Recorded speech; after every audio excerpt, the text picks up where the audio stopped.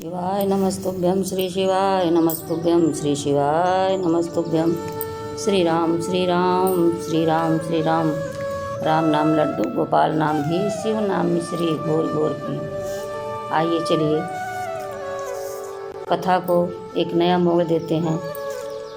थोड़ा सा विश्वामित्र जी की कथा सुनाती हूँ, इसी सुनिए, फिर कथा आगे बढ़ेगी। गुरु विश्वामित्र जी का नाम राजा कौशिक था। वे क्षत्रिय राजा थे। महर्षि विश्वामित्र का जन्म क्षत्रिय कुल में हुआ था, किंतु अपने पुरुषार्थ और तप के बल पर वे ब्रह्मर्षि बने। स्वयं ब्रह्मर्षि वशिष्ठ जी ने इन्हें ब्रह्मर्षि स्वीकार किया।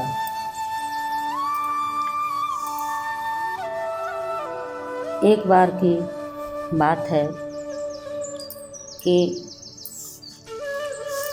जब महर्षि विश्वामित्र राजा कौशिक के रूप में थे, तब वे एक दिन भ्रमण करने निकले। भ्रमण करते करते वे महर्षि वशिष्ठ के आश्रम पर जा पहुँचे। महर्षि वशिष्ठ जी यज्ञ कार्य में व्यस्त थे। यज्ञ पूरा होने पर उन्होंने राजा कौशिक व उनकी विशाल सेना का आदर सत्कार बड़े उत्साह से किया। कौशिक कुछ दिन वहाँ रुके। उनकी विशाल सेना और उनके भोजन की व्यवस्था प्रतिदिन बड़े अच्छे ढंग से होती थी। इससे राजा कौशिक विश्वामित्र जी बड़े प्रभावित हुए और बोले, हे महर्षि, आपने हमारी व हमारी विशाल सेना का आदर सत्कार किया, भोजन की व्यवस्था की, उसके लिए आपको हम धन्यवाद देते हैं। किंतु भोजन का इतना बड़ा प्रबंध आपने किस प्रकार किया? महर्षि वशिष्ठ जी बोले, हे राजन, मेरे पास नंदिनी नाम की गाय है, जो कामधेनु गाय की पुत्री है, जिसके प्रभाव से मैंने आप सभी के भोजन का प्रबंध किया है। राजा के मन में लालच आ गया, यह गाय तो मेरे पास होनी चाहिए। उन्होंने वशिष्ठ जी से कहा, हे ऋषि, आप चाहे जितना मुझसे स्वर्ण मुद्रा ले लें, यह गाय मुझे दे दें। यह गाय राजा महाराजाओं के पास होनी चाहिए, आपके पास इसका कोई काम नहीं है। तब वशिष्ठ जी बोले, यह मेरे लिए अनमोल है, मैं इसे किसी को नहीं दे सकता। तब विश्वामित्र व उनके सैनिक जबरन गाय को पकड़ लिए व मारने लगे। तब गाय ने कहा, हे महर्षि, आप मेरी रक्षा करें। तब वशिष्ठ जी बोले, मैं विवश हूँ, क्योंकि यह राजा मेरा अतिथि है। मैं अतिथि का अपमान नहीं कर सकता, तो अपनी रक्षा स्वयं करो। गाय बोली, ठीक है, मैं अपनी रक्षा करती हूँ। देखते देखते गाय के रोम से विशाल सेना पैदा हो गई। कौशिक सेना सहित पराजित हो गए।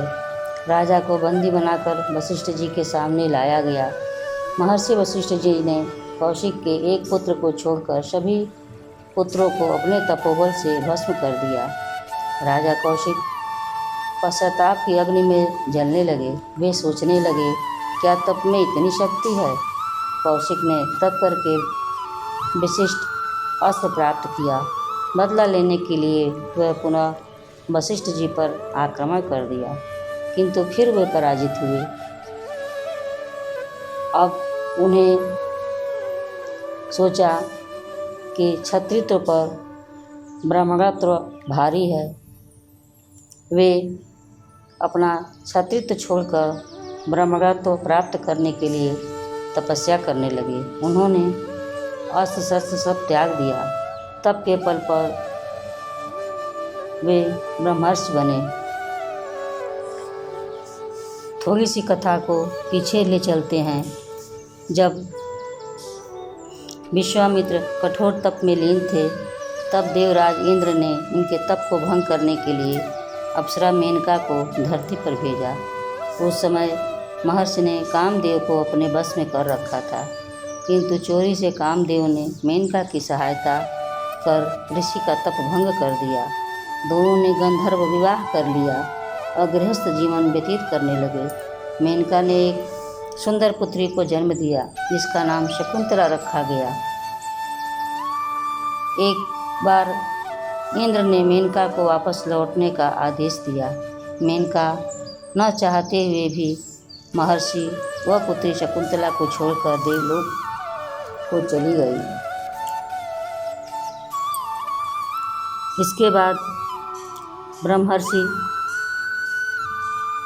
बने विश्वामित्र जी पुनः तप में लीन हो गए। उनके आश्रम में राक्षस हमेशा उत्पात मचाया करते थे, जिससे वे बहुत दुखी रहने लगे। तब वे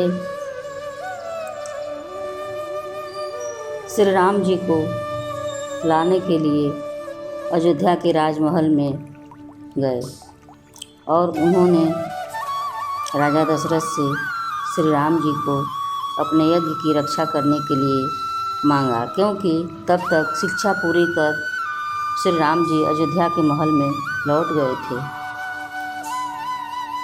विश्वामित्र जी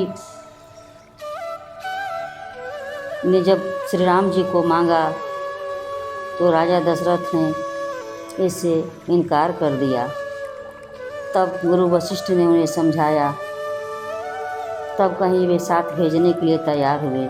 लक्ष्मण जी सदैव श्री राम जी के साथ साथ रहते थे, इसलिए वे भी उनके साथ गए।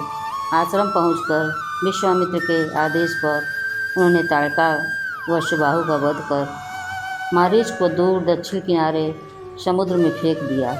इस प्रकार उन्होंने आश्रम के संकट को दूर किया। इसके बाद विश्वामित्र जी ने राम लक्ष्मण को बला व अति बला नाम की विद्या सिखाई, जिससे उनके पास विशिष्ट शक्तियां आ गई।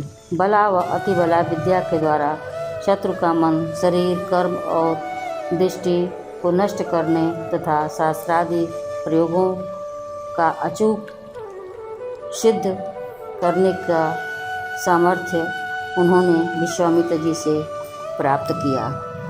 श्री राम श्री राम श्री राम श्री राम। श्री शिवाय नमस्तुभ्यम, श्री शिवाय नमस्तुभ्यम, श्री शिवाय नमस्तुभ्यम। आगे की कथा अगले वीडियो में सुनाऊंगी।